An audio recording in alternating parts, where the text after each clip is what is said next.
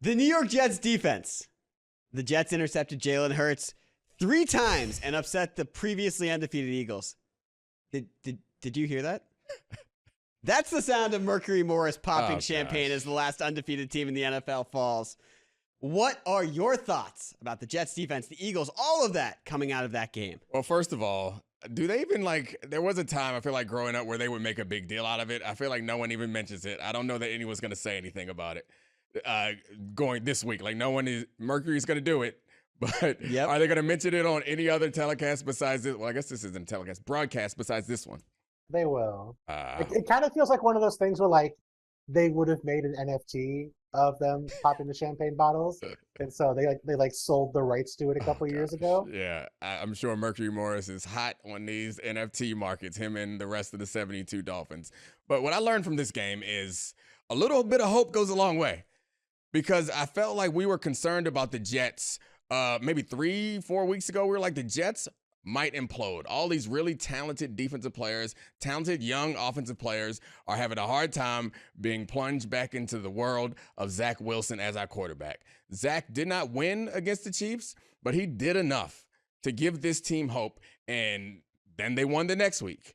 And now they go up against the undefeated Eagles, and the defense really put this team on their back, creating turnovers, making it so it was almost impossible for Zach Wilson and the offense to not kick enough field goals. The only touchdown they scored was a gift. The Eagles wanted them to score a touchdown. They moved out the way. They called the play that when I played for the Ravens, we called it highway, where you would just get out of the way and let the team score in order to save clock. They all got out of the way and let Breece Hall score a touchdown. It's the only way the Jets could score a touchdown. So congratulations to the 85 Bears, which is what we were promised. Even without the cornerback who promised that and the cornerback who's better than him, they still had a dominant defensive performance on Sunday to get that big win. What do you think, Bill? Here is the formula. If you're the Jets and you want to run with Zach Wilson as your quarterback, all that hope led the defense to say, you know what we should do? We should start forcing teams to turn the ball over 3 times per game. Because when you do that, you start winning games. The Jets this year 3-0 when they force at least 3 turnovers, 0-3 when they don't get that far. So we could talk about the offense. The offense was not good in this game. It was passable. It was mediocre. But like this defense, like you said, put the team on its back, had above and beyond what you can expect from them week after week. And that led to this victory, plus a fortuitously timed missed field goal on a chip shot from Jake Elliott. I think I missed like 1 field goal inside 40 yards before this miss here against the Jets. So as long as you get a missed field goal at the right time, you get 3 or 4 interceptions, Jets are going to be fine. But anything below that, I don't think so. Can I stat you guys down for a second? Stat me down. I want to read you a couple stats. And there's some stat lines of quarterbacks against the vaunted Jets defense. The Bills and Josh Allen, 29 for 41, 236 yards, 1 TD, 3 interceptions, the 62.7 quarterback rating. The Chiefs, Patrick Mahomes, 18 of 30, 203 yards, 1 touchdown, 2 interceptions, a 63.6 quarterback rating. And Jalen Hurts, 27 of 43, 279 yards, 1 touchdown, 3 interceptions. Those are in the pantheon of the great quarterbacks in the NFL, and those are the guys that this Jets defense has done that too. Yeah, I mean, if you're going to be able to do that. So that's the thing is I think turnovers to some degree are out of your control as a defense or as a team. Like obviously better defenses tend to create more turnovers. They get more pressure. They cause more tip balls. They may cause more fumbles. But whether you get them or drop them or the bad plays go in another direction or you're able to fall on the ball, those things are not normally sustainable. But having great defense will keep you in games. And that was always the premise of this Jets team. Last year was the whole reason why they went all in on Aaron Rodgers was the premise was we're going to keep every game close. And as long as they can do that, and this gets a little bit more interesting because I, amongst many other people, laughed at Aaron Rodgers when he said that he was going to come back this season. Maybe I shouldn't stop laughing, but he showed up without crutches and he was throwing ahead of the game or before the game. He was on the field throwing. I can tell that Bill is ready to rain on my optimism for Aaron Rodgers' superhuman recovery.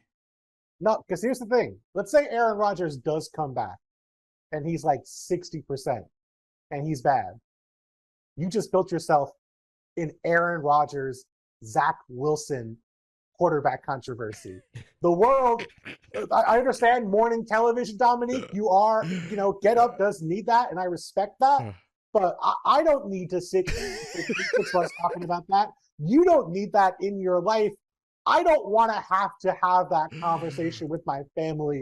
And I don't think you do. You're right. There's nothing I hate more than hot hand talk. But he's got the hot hand. I hate hot hand talk. Oh, we're about to get into some. This is, I think, a term that's been coined online. We're in some real manalytics with the hot hand, and also Robert Salah. I think I'm a Robert Salah guy now because you know what he said after that game about the gauntlet of quarterbacks they faced to start that season, and we've embarrassed all of them.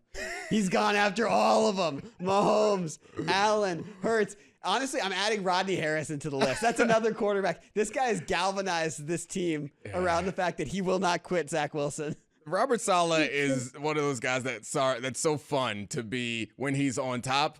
But you remember, he was so sad and all that tough guy talking. We stick by Josh. Also went at Sean Payton. Don't forget about that. Stood up for our guy, Daddy Hacks. That's true. That's true. This is the same guy that drafted Zach Wilson, though. That propped up Zach Wilson for the last 2 years. So, I appreciate his loyalty. I think he'd be a fun coach to play for. But I feel like the moment that the Jets start struggling, which they have had their struggles for stretch, they did lose, by the way, to the Patriots, which looks like it's a very embarrassing loss with each passing week. There are still a lot of concerns about this football team. Galaxy Brain. Hold on. Galaxy Brain. Yeah. He kept Caleb Williams off the Patriots. I don't know if that's going to be enough. The Patriots are churning their way towards Caleb Williams. Jets be damned. But let's be real about this. Do you feel more like the Jets won this game or that the Eagles lost this game? Oh, don't you dare mock me about being Mr. Morning Television.